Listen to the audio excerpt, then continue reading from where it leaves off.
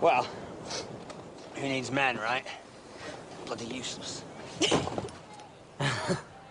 Divorce, child custody and child support has been so thoroughly biased in women's favour that it's often financially beneficial for the woman to remove the father from the household. Indeed, women are encouraged to divorce and separate rather than being encouraged to work hard at their relationships. The glue of family and society is being dissolved. As we've grown in society towards a situation whereby people are getting married less often. In fact, a lot of babies now are born outside wedlock compared with 20 or 30 years ago. This means that a lot of men have even less rights because single dads don't have enough rights, and so there's been a lot of protests about this, and I think rightly so, because I think that it does affect men's health, and also I think that children do need to have socialisation from both parents. So, you know, women always complain about, oh, we can't get through here, there's a glass ceiling. We should look at the glass ceiling that bring up children. Jesus. It's not even a ceiling, we're not allowed to. It's not that we don't want to, it's that we're totally not allowed to bring up our children. Also then they will think very carefully about what they're doing when they do split, because at the moment it's too easy, and the trauma that's caused by the current system is just appalling. That where there's a custody battle, in around 9 out of 10 cases the child is awarded to the woman rather than to the man if there's a debate. Men very often have not seen their children. I mean, I talk to men who, because they've been, for whatever reason, because they've not seen their children, have gone to this kid's school and watched them in the playground, this kind of thing, which is rather sad.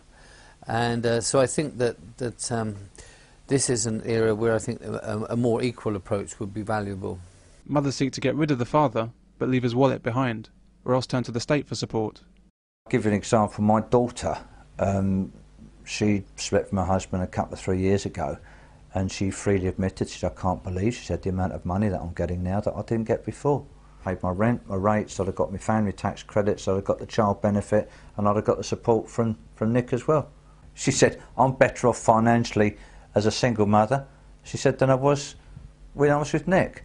And now that this other chap's moved in, they're getting married next year, as soon as he moved in, their income went down. When you actually are better off being a single mother than you were when you were married, there is something wrong with a system like that. Women have a menu of options to assault men and destroy family, given by a government that reaps the benefit of female spite. Women don't have the wisdom to leave the powers alone, because they're too selfish to understand the consequences.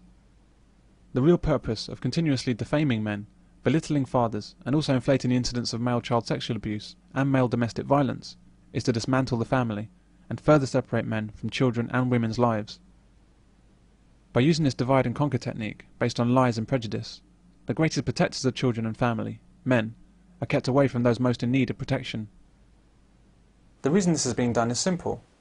The family unit, headed by the man, is a competitor to government and other agencies.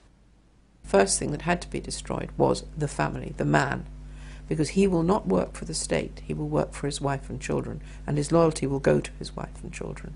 Men don't bend over and do as they're told, as government would like, and men don't look to government to solve all of their problems.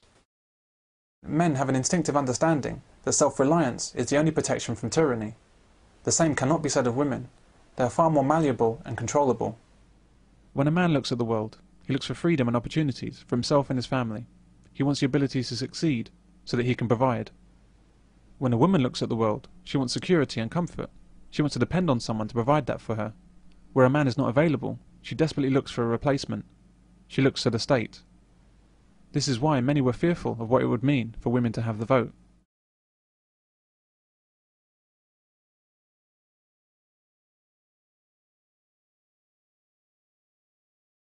Amy, are you getting enough from the state?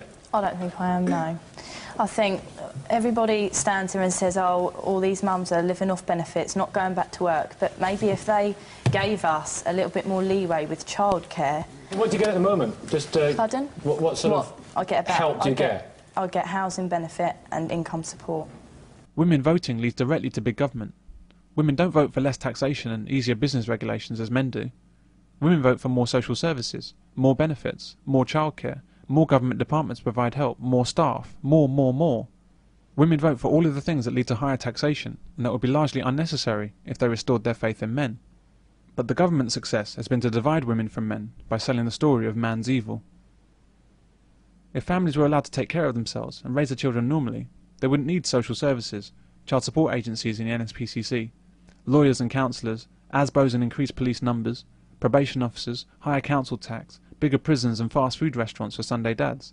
The list goes on. How does this work and how does it maintain itself? How does it maintain itself? Yes. Well, the abuse industry maintains itself by defining more and more behaviours, categorising more and more behaviours, normal behaviours, as acts of abuse. So, for example, whereas 30 years ago, the NSPCC was concerned with the killing and severe beating of children. It's now concerned with smacking children, shouting at children. It has even tried to suggest that 5-year-old boys who have an interest in 5-year-old girls are paedophiles. It's actually used those words. They're not my words, they're the NSPCC's words. Taking men away from children generates phenomenal income, thousands of jobs, and huge political power for those responsible. Partly because adults have been prevented from taking responsibility for the children that are around them. The concept came about that women would go out to work and the state would provide childcare for the children. And in a sense, that is lingering behind everything that's even going on today. Single-parent mothers are encouraged to go out to work and find other alternatives for their children. Taking men away from mothers allows them and their children to become more controllable by the state.